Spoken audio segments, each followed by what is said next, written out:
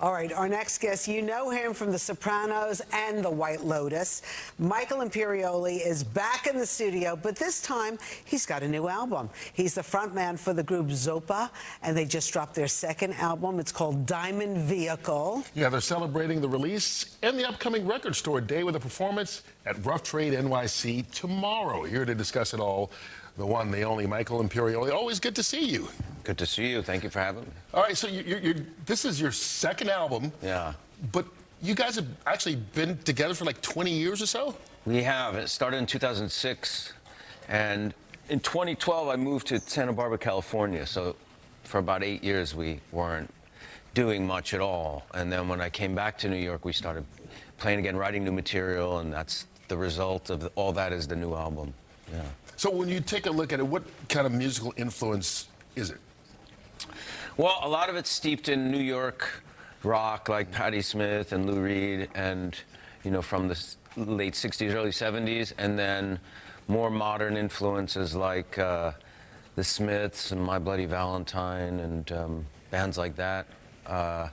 And, you know, with all that, you make your own, right. You know, you create your own sound based on your influences and your abilities. Right? And you're the lead singer and guitarist. Yeah, there's Elijah, who plays bass, sings lead on some songs, and it's a trio, so I play guitar. Yeah. That's nice. I mean, I hear a lot of the songs that you write about are, you know, influenced by your Buddhism.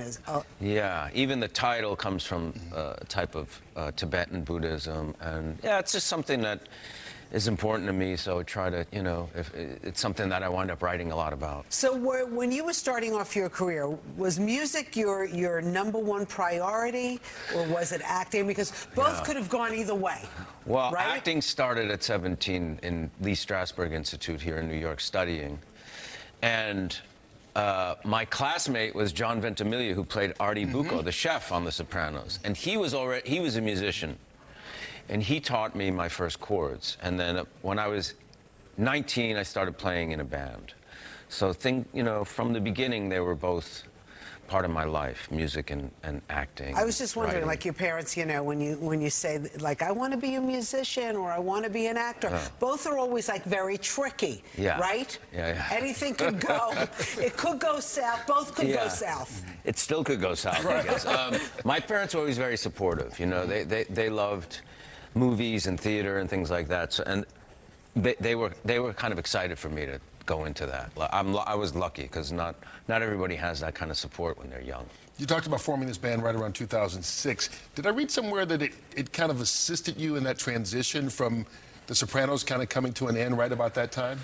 You know, maybe. You know, I got hooked on music as a form of expression, you know, like acting and writing and things, and I got lucky and found two really great musicians who I got along with really well and collaborated with really well. Awesome. Okay, I got to ask you about some of the other things that you're doing. Are you actually writing another show, or is it a movie with David Chase from The Sopranos? We started working on a project a while ago, and it's been put on hold, but hopefully we'll get back to it. It has nothing to do with The Sopranos, though. But is it New York-centric? You don't want to give us a little something? I'm not really allowed to, no. Oh, you're not allowed to? No. Is it about the mob? Is that why you can't say? Oh, okay. He's going to get killed if he talks about it. It's not about the mob. Okay. But, yeah, hopefully we'll get back to it. So what's stopping you from getting back to it? Other projects that David has and that I have, so I mean, you're working on a number of things. Like some kind of Neil Diamond. Song Sung Blues. Yeah. Song Sung Blues, a movie starring Hugh Jackman and Kate Hudson. That's based on a documentary about a Neil Diamond impersonator who marries a Patsy Cline impersonator. And they kind of became local legends in the Midwest, in Milwaukee, where they're from. And they opened for Pearl Jam in the 90s. And it's about this. It's really a love story, but it's also like an ode to musicians and like bar bands and tribute bands. But I think Hugh and Kate are going to be tremendous in this. In this movie, mostly I play guitar. I was wondering, because I could see you playing Neil Diamond a little bit. Hugh plays the Neil Diamond impersonator. Okay. Not Neil Diamond. Neil Diamond's not in it, but I play his guitar player. So in this movie, I played more guitar than I had dialogue.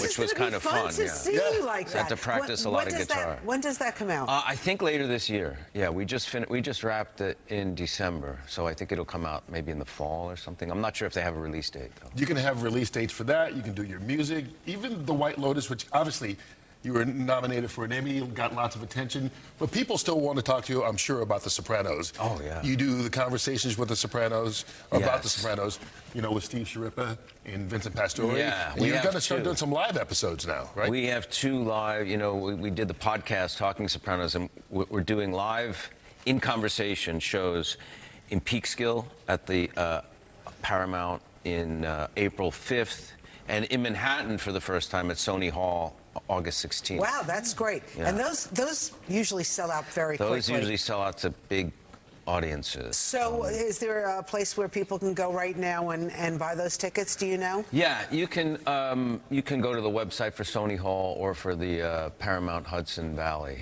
and find tickets. What's the number one question people ask you about that show? What's the ending mean?